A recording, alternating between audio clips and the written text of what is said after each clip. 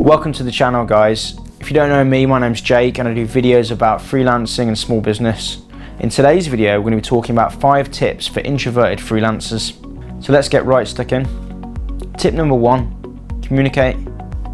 I'm an ambivert, so at times, especially when I'm stressed, I can actually have tendencies of an introvert. I can become quiet, I may need time alone, and I revert to email type communication and written forms of communication rather than verbal. If you're introverted, it can feel safer to use email, text type forms of communication.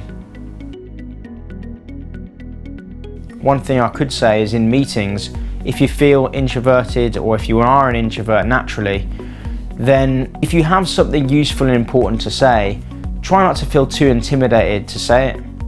The value you add from saying the point will be recognized. It's not vital to say something in every meeting you attend, but if you attend many meetings where you don't say anything, then sometimes people think that you have nothing to say. I know that when I have times of feeling introverted and quiet and reclusive, I have to battle these times by saying to myself I should speak up and I should say something in meetings.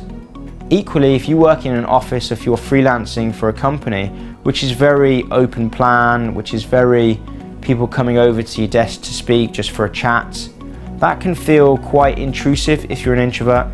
In these environments, you may feel that you have to prepare yourself to deal with these extroverted individuals who may walk up to your desk and just ask you to do something or chat about something for a second.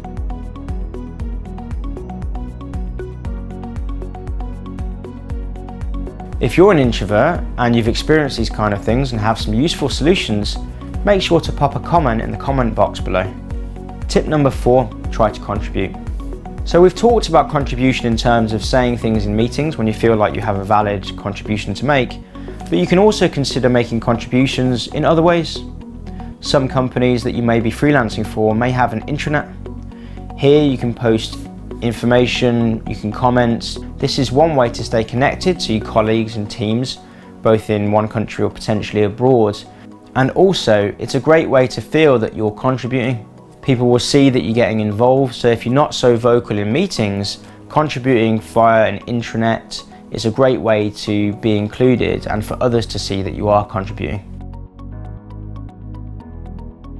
At the companies you freelanced at or are freelancing at, do they have an intranet or a social media network? Comment and let everyone know in the comments below. 5th and final tip for freelancers who are introverted, try not to overly rely on email. In our digital age, email is everywhere, but many bosses report feeling overwhelmed by receiving too many emails. I've been there as well as a freelancer, and I've been told I'm sending too many emails. It feels comfortable, it's reliable, you can do it from the comfort of your own desk. But sometimes sending too many emails is just not that helpful. Bosses don't have the time and they might not even read your emails. It's especially true for when people work in an open plan office and people are walking over to one another's desks just for a quick chat.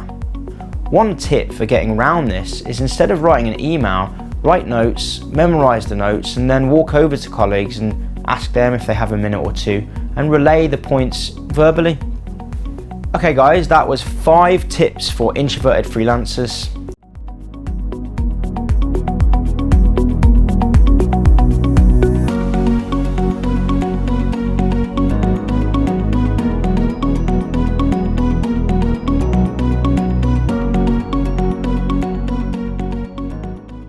I'm an ambivert, so I have times where I feel introverted and extroverted. And if you're an introvert or an introverted freelancer and you've got some experiences, tips, tricks to share, make sure to pop a comment in the comments box below. And if you like this video, make sure to check out my other video, 7 tips for new freelancers. And guys, I'll see you in the next video. Make sure you check out my other videos for tips, tricks and hacks, as well as other pros and cons.